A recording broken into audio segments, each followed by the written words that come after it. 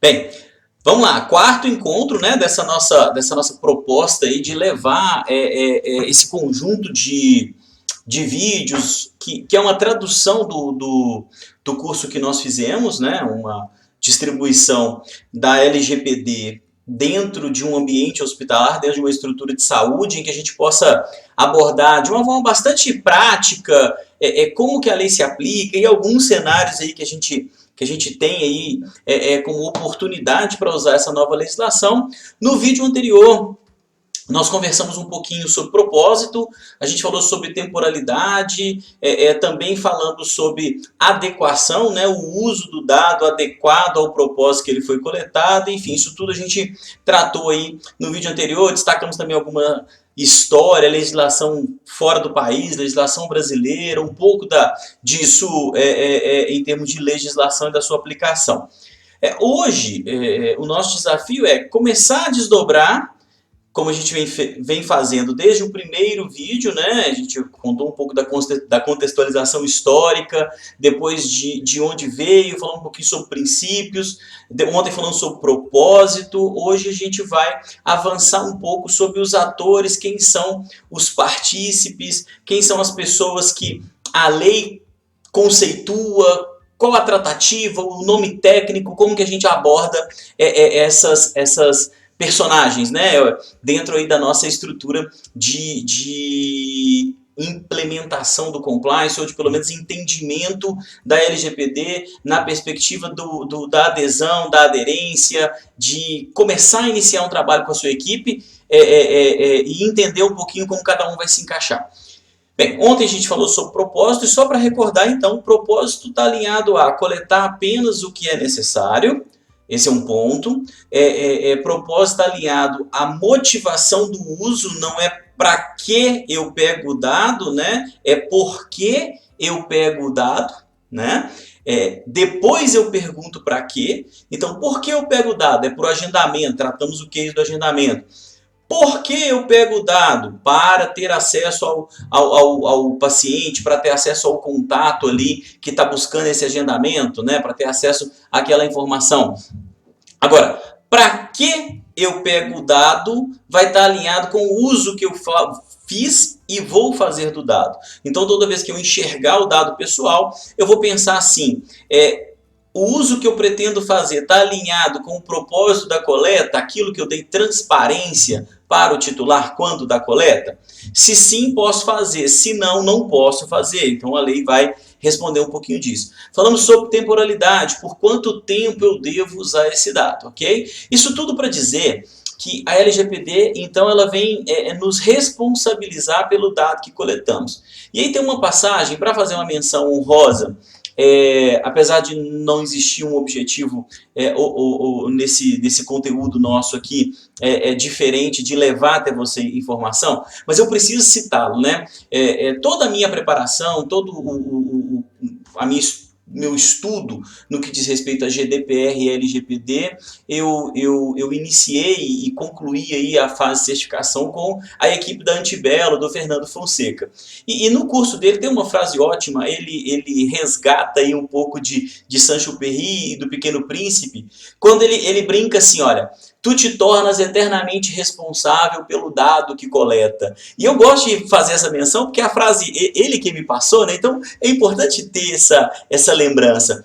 Tu te tornas eternamente responsável pelo dado que coleta. A gente precisa levar isso para dentro da nossa instituição, né? No sentido de que somos responsáveis pelos dados que recolhemos. Somos responsáveis. A gente precisa entender um pouco essa responsabilidade para ir além da aplicação legal. Além de uma preocupação em apenas ser conforme à LGPD. A gente precisa ser conforme à privacidade, o respeito ao terceiro, o respeito ao outro, aquele que confiou o dado a gente, né? Então eu gosto muito dessa passagem, tem a ver com a implantação da LGPD, tem a ver com o momento, tem a ver com o propósito, que é o que nós falamos ontem. Hoje a nossa proposta realmente é tratar os atores da legislação, aqueles que compõem a estrutura que a legislação qualifica. Então, nós vamos rapidamente nesse vídeo e explicar para vocês quem são controladores, quem são operadores, quem são titulares, quem são os agentes de tratamento de dados que a legislação trata e entender como cada um se relaciona com o seu negócio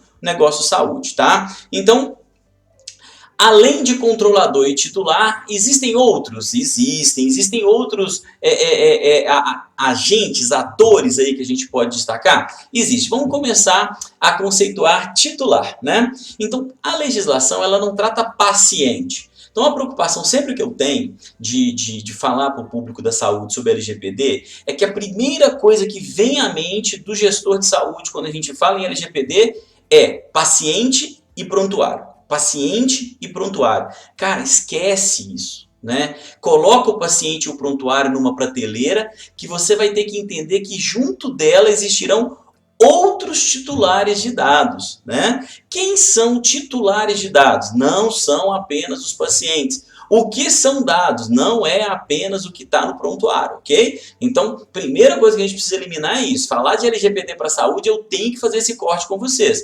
Nós vamos chamar de titular todo aquele, sendo pessoa natural, então nós não falamos de titular pessoa jurídica, né? Só pode ser titular quem é pessoa natural, a quem se refere os dados que são objeto de tratamento. Então, se eu estou falando de um número de prontuário, se eu estou falando do resultado de exame, o titular será o paciente. Se eu estou me referindo a um número de identidade, a um número de CPF, o titular poderá ser paciente, funcionário, o titular poderá ser um visitante, a depender da forma do seu registro, um responsável financeiro no cadastro da DEMED, né? O médico no seu cadastro aí de profissionais, independente do seu modelo de negócio, ele será titular. Então perceba que o dado que eu recolho relacionado a uma pessoa natural indica que aquela pessoa é titular do dado dentro da minha estrutura e eu preciso tratar o dado com segurança. Rapidamente, se a gente fosse pensar no universo saúde, quem que nós teríamos como titulares? O paciente, o médico, o terceiro prestador de serviço, o visitante. Nós teríamos ainda funcionários, nós teríamos ainda o responsável financeiro, o acompanhante do paciente, todos são titulares de dados. E por que é importante entender quem são os titulares? Porque esses titulares e esses dados é que vão merecer a segurança e a gestão do uso desses dados. Esses titulares são, a partir de agora, detentores de direitos de exigir da sua instituição informações sobre como os dados estão guardados, como eles são utilizados, quais dados você tem. E, em alguma medida, nós vamos falar sobre isso nos próximos vídeos, ele vai ter o direito de pedir que o dado dele seja excluído. Aí entra uma série de outras ponderações quanto à legislação, temporalidade, enfim, se pode ou se não pode ser excluído, mas isso é outro assunto, a gente vai tratar. Por isso é importante conhecer quem são os titulares, porque a minha relação de exclusão ou de atendimento, ou de plano de resposta a uma requisição do titular, vai variar muito de acordo com o perfil de titular que eu estiver tratando, de acordo com o tipo de atividade ou propósito para o qual aquele dado foi recolhido, ok? Então, titular, pessoa natural que confia o dado à sua instituição, ok? Bem, nós temos ainda a figura do controlador. E eu vou trocar agora sua instituição por controlador. Então, titular é a pessoa natural que confia os dados ao controlador. Agora ficou fácil de entender o que é controlador, né? Controlador, então, pela lei é pessoa natural ou jurídica. Então, o controlador pode ser pessoa física, de direito público ou de direito privado, a quem compete. E essa parte da lei é importante para entender. A quem compete decisões referentes ao tratamento de dados.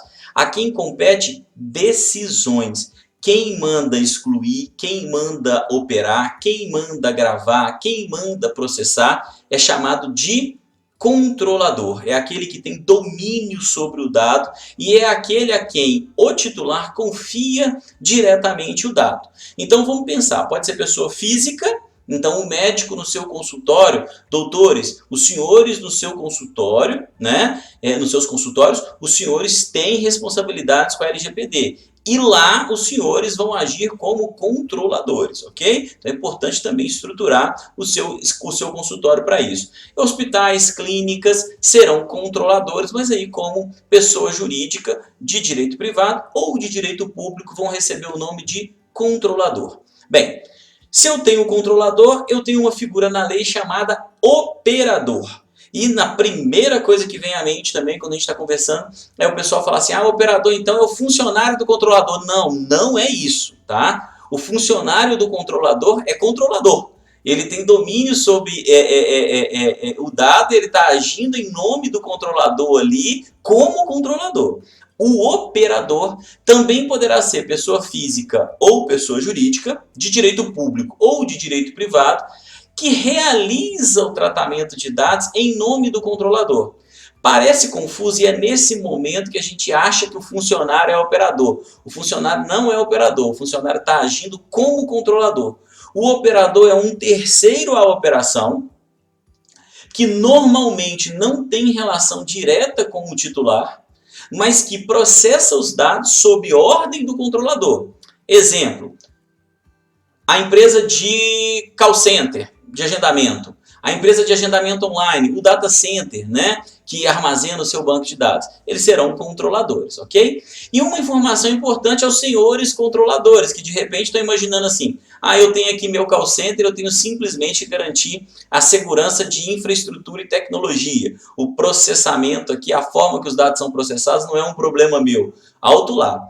O operador é corresponsável pela segurança da informação tratada a mando do controlador. Então, o operador responde solidariamente, junto com o controlador, pelos problemas de vazamento e mau uso dos dados. Então, é importante que vocês alinhem seus termos, alinhem seus contratos, incluam auditivos, cláusulas penais, considerações importantes e restrições, atribuindo responsabilidades e competências, pensando aí na sua corresponsabilidade. E nós temos quem mais? A figura que surgiu, né, com uma nova profissão, e muita gente aí correu atrás de se qualificar, eu estou incluído aí nesse conjunto de pessoas, que é o encarregado de proteção de dados da instituição.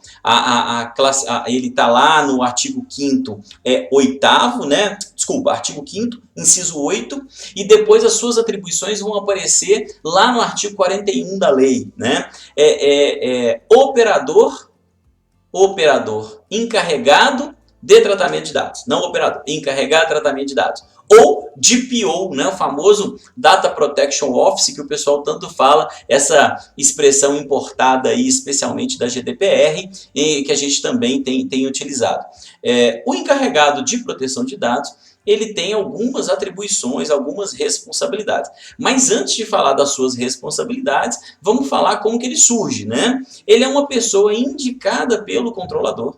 Então é indicado por quem? Pelo controlador, para fazer a gestão do projeto LGPD, né, do compliance, e depois ter 3 atividades macro.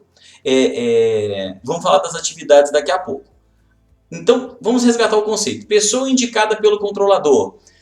A primeira versão da LGPD, lá de agosto de 18, trazia assim, pessoa natural indicada pelo controlador. Naquele momento, deixava muito claro que só poderia ser pessoa física, né? Depois, com a medida provisória 869 e a conversão em lei com a lei 13853, em maio de 19, nós tivemos um corte, uma alteração aí singela na expressão, mas retirou-se o natural. Então ficou assim, pessoa indicada pelo controlador, que significa que a partir da medida provisória 869, depois da lei 13853, nós passamos a ter a possibilidade que o encarregado de proteção de dados seja pessoa jurídica. Daí a existência ou a oferta, em muitos escritórios, muitas consultorias têm feito isso, uma oferta do encarregado de proteção de dados, que eles chamam de para o serviço, as a service, né? Um encarregado, pessoa jurídica para poder fazer esse trabalho. É possível, não há nenhum problema. E agora, qual é o trabalho que esse encarregado faz? São basicamente 3 ações, tá? Ele interage com a Autoridade Nacional de Proteção de Dados, que a gente vai qualificar no final do curso, quem quais são suas funções, a famosa ANPD, né? Tá lá no artigo 50, a partir de 50, 51, 52, ali a gente tem a ANPD, já aparece bastante delimitada, mas é objeto para frente. Então, se comunicar com a ANPD. Então, é o encarregado que vai receber as comunicações e vai interagir em resposta com a ANPD. Na saúde, a gente tem muita figura do responsável técnico. Então, a gente poderia associar aí o encarregado de proteção de dados ao RT de proteção de dados, mutatis mutandis, aí, guardadas algumas responsabilidades e obrigações que a lei não impõe, como impõe o RT, né? O RT de farmácia, o RT de enfermagem, mas a comunicação com o conselho, a comunicação com os órgãos de regulação funciona do mesmo jeito. Segunda atividade que ele tem, né? Interação ou a atividade relacionada às solicitações dos titulares.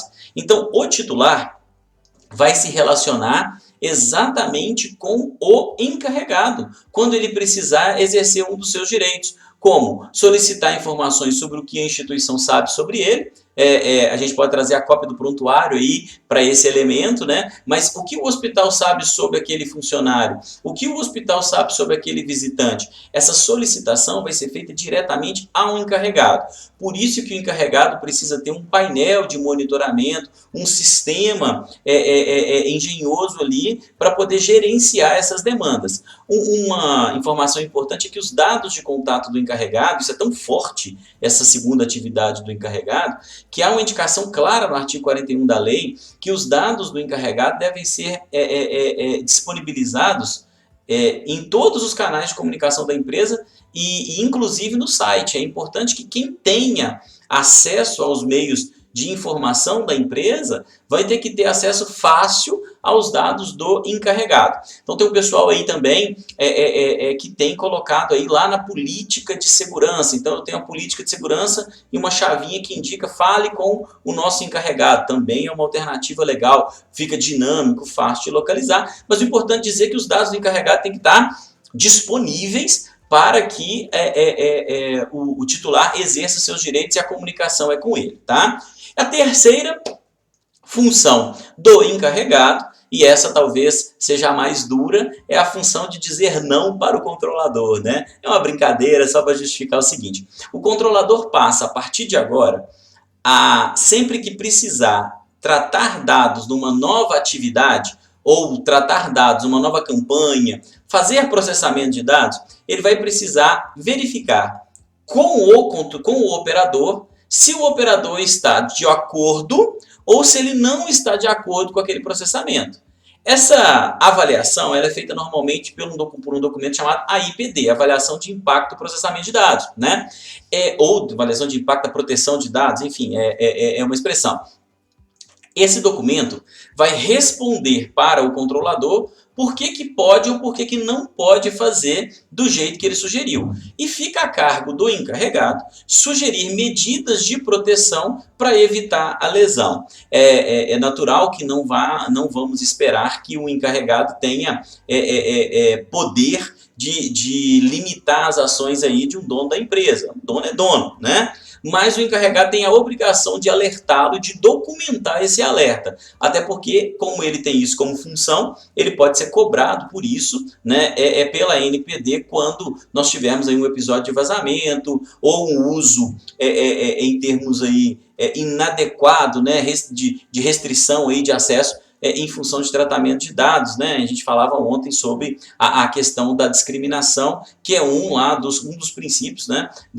O penúltimo princípio da LGPD é o uso não processar dados para discriminar pessoas. Então, se aquele processamento teve um no-go do encarregado, mas o diretor, o sócio, o proprietário ainda assim insistiu, o encarregado tem ali a documentação, a IPD, dizendo que ele indicava outras ações e que aquilo ali não foi aprovado pelo setor. Mas essas são as 3 principais atividades aí do encarregado. Problemas. É importante que o encarregado tenha autonomia, mas a gente já viu que é difícil que essa autonomia seja plena. Mas empresa séria vai dar autonomia para o encarregado tomar decisões e orientar, ser um consultor de proteção de dados, um consultor de privacidade de dados da conduta dessa diretoria. Primeiro problema. Segundo problema, e é uma outra pergunta muito recorrente, que é qual a qualificação do encarregado? Tem que ser advogado? Não. Tem que ser especialista em tecnologia? Não. Mas então quem que é esse cara? Tem curso? Tem. O curso forma? Não. Então ficou difícil, né? Então vamos lá. Existem cursos, existem inclusive titulações, titulações internacionais, brasileira a gente ainda não tem. Existem alguns ensaios aí, algumas faculdades eu tenho visto já publicando cursos de extensão ou cursos de especialização para encarregado de proteção de dados. São ensaios que a gente tem, são todos muito bem-vindos, até porque pelos nomes que estão à frente, são autores que eu tenho lido e autores que eu gosto, que estão se responsabilizando por esses cursos, então tenho certeza que são muito bem feitos. Das certificações internacionais, o que a gente tem? Nós temos, por exemplo, a certificação DECSIM, que é a mais famosa, né? A gente se prepara ali em 3 níveis, né? A ISO 27000, que é segurança, na parte de fundamentos, e depois a proteção e privacidade de dados em fundamentos e em prática, e a soma desses 3 certificados, eles somados, ele te dão um 4º certificado, que é o certificado de Data Protection Office. Muita gente correndo atrás, eu sou de PO, eu sou certificado de PO aí pela EXIM, mas também temos algumas outras certificações, enfim. O que o cara tem que ter então? Gente, não há uma limitação na lei, uma definição na lei sobre o perfil que tem que ter no que diz respeito à formação. Então, até tentou-se aí com a Lei 13.853 incluir ali um requisito de formação jurídica, mas o pessoal que assessora a presidência vetou essa parte na sanção da lei. Eu achei muito positivo que tenha vetado, porque advogado não está, por ser advogado sozinho, não está qualificado para falar sobre proteção de dados. Assim como o pessoal da TI sozinho não está qualificado para falar sobre privacidade de dados. São conceitos mistos na LGPD, proteção e privacidade. Eles têm que trabalhar em comum. O que esse cara tem que ter? Ele precisa ter boa fluência, capacidade de relacionamento, capacidade de interpretar a legislação, regulamento, resolução. Ele precisa ter capacidade de se relacionar com o titular. Ele precisa ter presença, experiência. Ele precisa conhecer de processos, não processos jurídicos, não, mas ele precisa conhecer de processos da rotina. Como que ele vai criticar uma ação, né? Como que ele vai avaliar uma ação se ele não conhecer processo, se ele não conhecer rotina?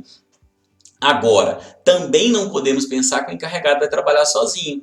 Ele trabalha amparado por um apoio técnico TI, SI, e amparado por um apoio técnico jurídico, pessoal aqui da equipe de processo. Então, o que a gente precisa dele? Que seja uma pessoa com boa fluência verbal, que consiga se relacionar bem com pessoas, que trabalhe sob pressão, que tenha capacidade de interpretação e que, por favor, né, gente, vocês não vão confiar essa atividade a uma pessoa que não se preparou. Então, busque profissionais que minimamente tenham se esforçado aí em compreender a GDPR, a LGPD, que tenham estudado para ocupar esses cargos, ok? Então esse é um pouquinho do encarregado, para a gente entender quem que é esse cara e como escolher esse cara.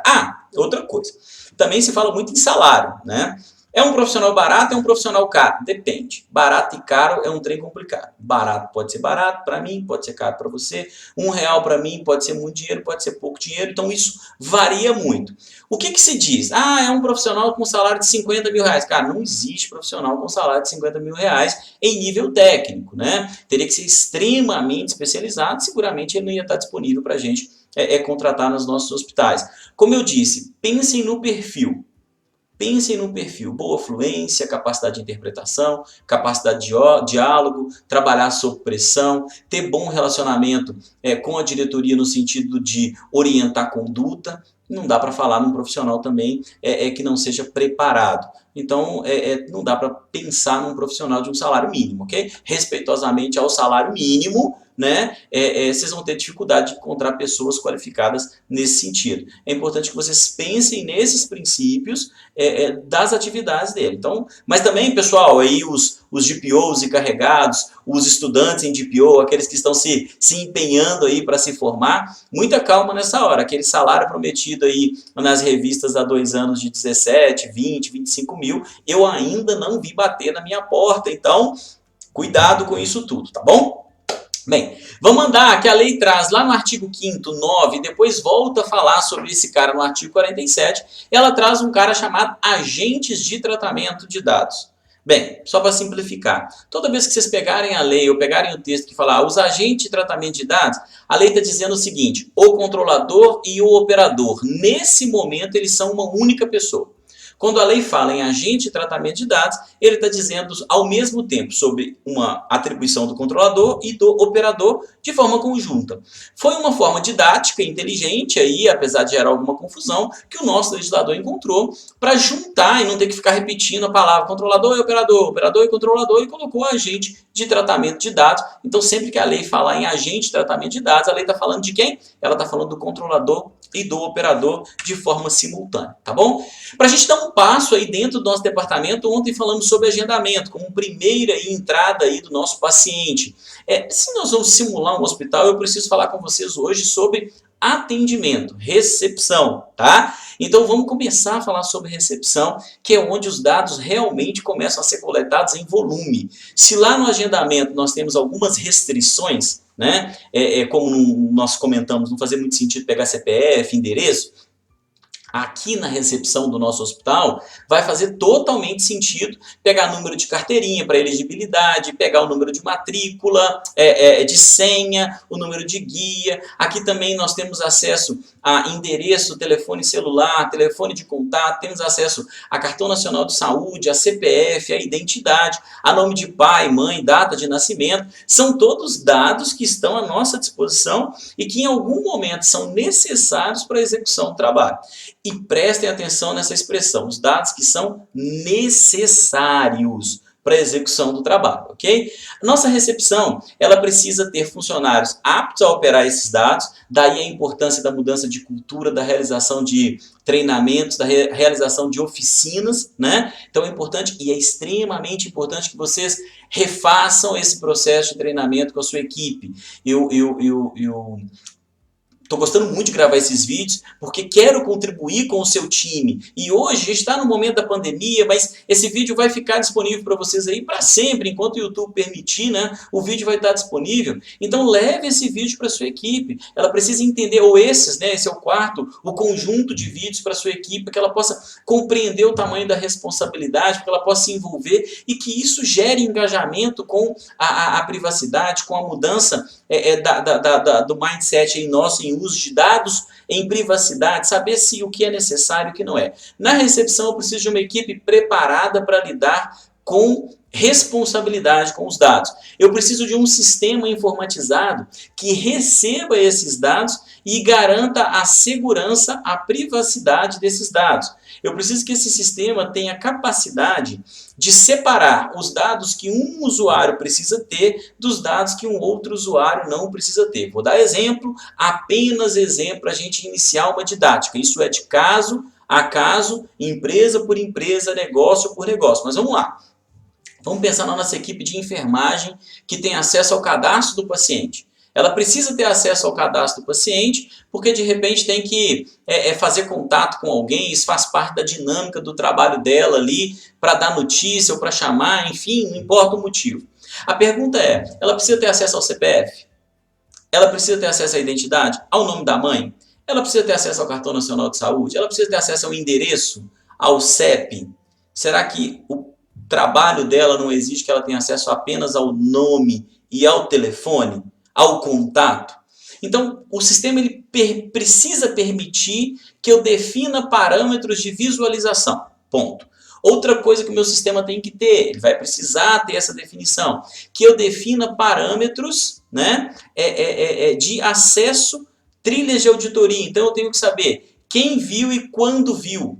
Eu tenho que saber quem alterou, quem excluiu, quem incluiu. E eu tenho que ter capacidade lá no meu painel do encarregado, no meu painel do DPO, de permitir análises sobre pessoas que viram os dados e que não deveriam ter visto, a partir da sua matriz de competência, aí é gestão. Mas eu tenho que ter capacidade de fazer isso, ainda que eu não execute. Ainda que eu não exerça essa atividade, apesar de parecer um absurdo, mas eu preciso que o sistema ofereça essa condição, ok? Outra coisa que o sistema tem que permitir que eu tenha auditoria, que eu consiga fazer a análise reversa aí dos acessos, como eu já mencionei, e log, né, e dados com condição de que eles sejam criptografados. Né? Por quê? Porque na eminência de uma perda desse banco, na eminência de um acesso indevido, na eminência de um ataque de um ransomware, como aconteceu um montão de vezes nesse ano 2019, 2020, esses dados não sejam acessados com facilidade por aquele invasor, ok? Bem, esses são os pontos que a gente precisa pensar na recepção. O que mais que a gente precisa pensar na recepção? Propósito. O nosso recepcionista tem que saber exatamente o propósito da coleta de dados. Eu trabalhei em hospital minha vida inteira. Eu comecei em hospital com 15 anos, né? Um hospital aqui em Belo Horizonte, a quem eu sou eternamente grato pela experiência que tive lá. Eu sou muito grato por todas as empresas que eu passei, todas eu aprendi, mas a primeira, ela sempre é aquela que deixa aí mais lições, porque é o fundamento, é a base, né? E lembranças também. E eu com 16 anos eu trabalhava na recepção do hospital. Eu costumo dizer que eu não sei quem era mais maluco ali, né? Se era eu ou se a administradora, mas me confiou essa atividade. Eu estava ali na recepção de um hospital, 16 para 17 anos, tem bastante tempo inclusive, né? E sempre alguém perguntava, algum paciente perguntava assim, você quer o nome da minha mãe para quê? Por que você quer meu endereço? Por que você quer meu telefone? E pessoal, eu tinha dificuldade de responder isso. Porque eu não era preparado para responder. Né? A LGPD, ela muda esse paradigma. O seu recepcionista agora ele tem que saber responder com segurança como esse dado vai ser usado e por que ele está sendo solicitado. E se ele tiver dúvida, ele pode deve oferecer ao titular a condição desse titular e até uma área específica, aí nós temos várias dinâmicas de tecnologia que podem ajudar, que ele vai conseguir navegar pelo fluxo de dados para compreender como que o seu dado vai ser utilizado naquela estrutura. Isso se chama transparência, é um dos fundamentos da lei, né? É uma das orientações base aí da lei, nós precisamos permitir a transparência. Então, na recepção é que vai ocorrer isso. Na recepção vai ocorrer a informação, o propósito, isso vai ser um conjunto de transparência. E na recepção também vai acontecer o consentimento. Bem, será? Essa é uma pergunta que todo mundo está fazendo, né? O pessoal de saúde me para perguntar. Eu tenho que pegar consentimento de tudo? Para conter a ansiedade, eu vou responder. Não, não é necessário pegar o consentimento de tudo. Nós temos 10 bases legais para processamento de dados. Uma delas é o consentimento. Mas isso eu falo com vocês no vídeo de amanhã, ou seja, no próximo vídeo, no vídeo de número 5, quando eu quero tratar exclusivamente bases legais com vocês e desmistificar um pouco o uso do consentimento para que vocês tenham um pouquinho mais de calma e organização na hora de implementar os seus processos. Quero agradecer muito mais uma vez, vocês tenham ficado comigo até agora, né? Um vídeo grande, extenso, mas a nossa intenção realmente é passar os conceitos para todos vocês de uma forma leve, que vocês consigam levar a implementação da LGPD junto com a consultoria que vocês forem contratar, mas que tenham aí um instrumento, uma capacidade de argumentação sobre a ótica da saúde. Amanhã falamos sobre bases legais, tá joia? Um forte abraço, até o próximo vídeo.